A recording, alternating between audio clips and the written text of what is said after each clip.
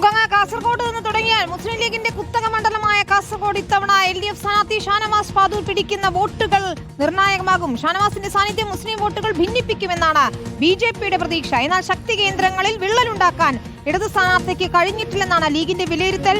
മണ്ഡലത്തിൽ അട്ടിമറി വിജയം നേടുമെന്ന് അവകാശവാദങ്ങൾ ഉയർത്തുകയാണ്. അരുൺ പൂപ്പറമ്പ ചേരുന്നു. അരുൺ, LDFന്റെ അവകാശവാദം അതാണ്, ജയിച്ചു കയറുമെന്നത് തന്നെയാണ്. അങ്ങനെ ഒരു അട്ടിമറിക്ക് നിലവിൽ സാധ്യതയുണ്ടോ? എന്താണ് കാസർകോട്ടെ അടിയൊഴുക്കുകൾ?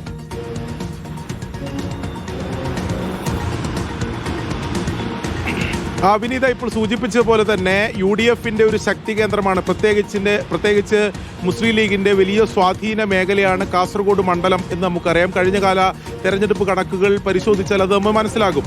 എന്നാൽ BJPയുടെ A ക്ലാസ് മണ്ഡലം കൂടിയാണ്. BJP 50,000-ലധികം വോട്ടുകൾ നിയമസഭാ തെരഞ്ഞെടുപ്പിൽ നേടുന്ന മണ്ഡലം കൂടിയാണ് കാസർഗോഡ്. BJPക്ക് കഴിഞ്ഞ തദ്ദേശ തെരഞ്ഞെടുപ്പിലും നല്ല മികച്ച പ്രകടനം കാഴ്ചവെക്കാൻ സാധിച്ചിട്ടുണ്ട്. എന്നാൽ ഈ നിയമസഭാ തെരഞ്ഞെടുപ്പിലേക്ക് വരുമ്പോൾ BJPക്ക് വിജയിച്ചു വരാൻ പാകത്തിലുള്ള ഒരു വോട്ടുകൾ ലഭിക്കാറില്ല. എന്നാൽ ഈ തവണ വലിയ പ്രതീക്ഷ BJP ക്യാമ്പ് കാസർഗോഡ് മണ്ഡലത്തെ സംബന്ധിച്ച് വെച്ചു പുലർത്തുന്നു എന്നതാണ് വളരെ പ്രധാനപ്പെട്ട കാര്യം. സംസ്ഥാനത്ത് തന്നെ അവർ വിജയപ്രതീക്ഷ വെച്ചു പുലർത്തുന്ന ആദ്യ 5 മണ്ഡലങ്ങളിൽ കാസർഗോഡ് കൂടി ഉൾപ്പെട്ടിട്ടുണ്ട്. അതിന് പ്രധാനപ്പെട്ട കാരണം കഴിഞ്ഞ തെരഞ്ഞെടുപ്പുകളിൽ നിന്ന് വ്യത്യസ്തമായി ഇവിടെ UDFന്റെ വോട്ടിൽ വലിയ വിള്ളലുണ്ടാകും എന്നൊരു പ്രതീക്ഷ BJP ക്യാമ്പിനെ സംബന്ധിച്ചിടത്തോളം ഉണ്ട്.